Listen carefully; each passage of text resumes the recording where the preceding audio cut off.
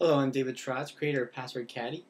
I'm assuming you're watching this because you want to learn how to get up to speed rather quickly on using Password Caddy and getting the most out of it. Alright, so when you first start out, you start out with this screen here. You're presented with one button, and that is to create a new caddy. So let's go ahead and do that now. I'll call this caddy passwords.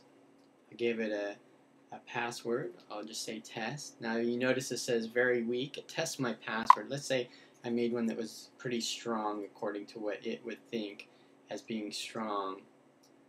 You can see it will rank it based upon things like how many uppercase, lowercase, numbers, symbols that you use to create your password. I'm just going to make a weak one for now. The next thing it'll do is check and make sure that they match so that you are actually entering the password you intend to. And then the last thing it asks for is what is your password hint. You use this very, very carefully because you don't want this hint to be used by someone to be able to guess your password. You only want it to be useful to help you remember your password. And in all honesty, I don't use password hints because they are very insecure and will more than likely lead to allowing people to crack your password. Alright, so now we've got a password caddy, and you could also create another caddy. Maybe you want one that has a weak password that stores things like software keys, and another one that stores financial data, and you want that to have a stronger password. In my case, I'm just going to have one caddy, passwords. Now I could, if I decided to change the name of my caddy, I can hit this disclosure icon right here, and that will bring me over to this screen where I can then enter my password to unlock it. And then from there I can change the password. Maybe I want it to be financial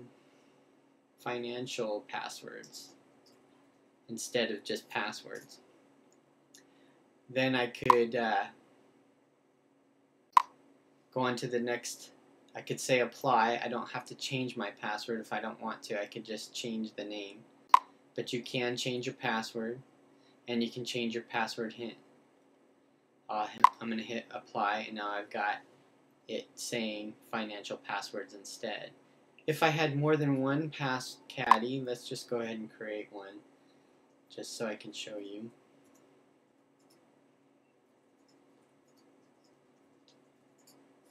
Now I've got two. I can hit edit here, and I could actually reorder them by dragging from this 3-bar area, and I can reorder them. I could delete them. Now beware, when you delete a caddy, everything inside of it's gone for good, so use that very sparingly. Alright, so now let's go into the caddy, financial passwords, and here you're presented with entering your password.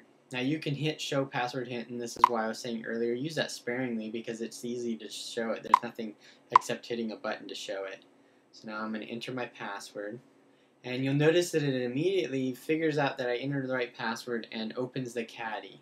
Now on a 3GS that's pretty fast, and there's not hardly any lag, but on a 3G you're going to notice some lag, and so what you might want to do is go into settings. Now this is a 1.2 setting.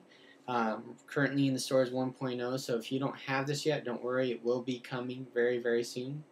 And you can just uncheck the auto check password, and what that will do is force you to enter go when you have entered your password, rather than it checking every now and then to see if you've got the right password. So now I have to actually hit go, and it'll open.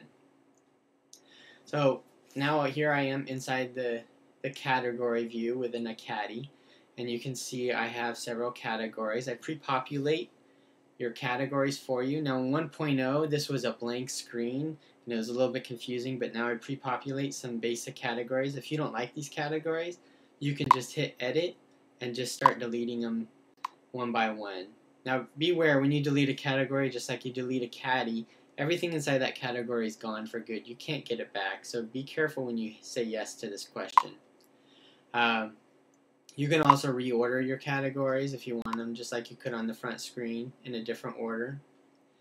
And you can also add a category. Now for 1.0 users, you're going to notice right away that you don't have anything. You're just going to have this button.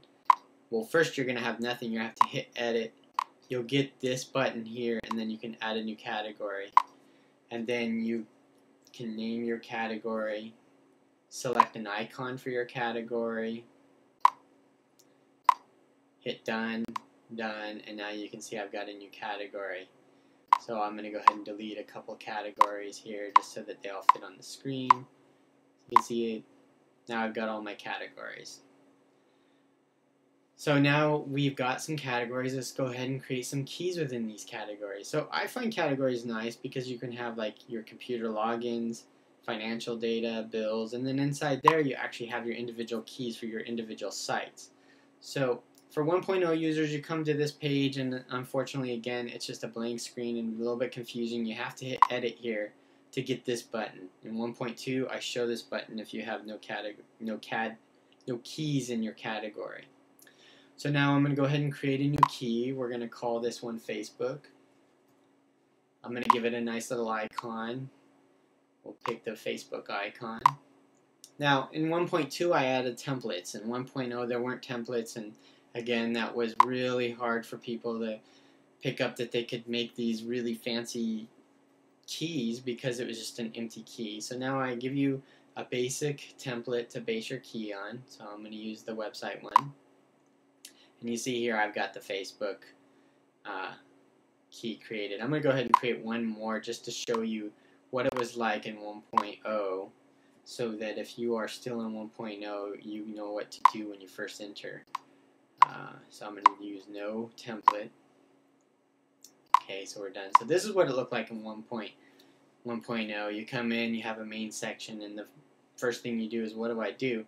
You hit edit here, and you get an add section, which these are sections here, or add field. So I'm going to add a field to my main section. I'm going to call this the URL. I'll give it the hyperlink type, and I'll type something here. Alright, so now I've got my first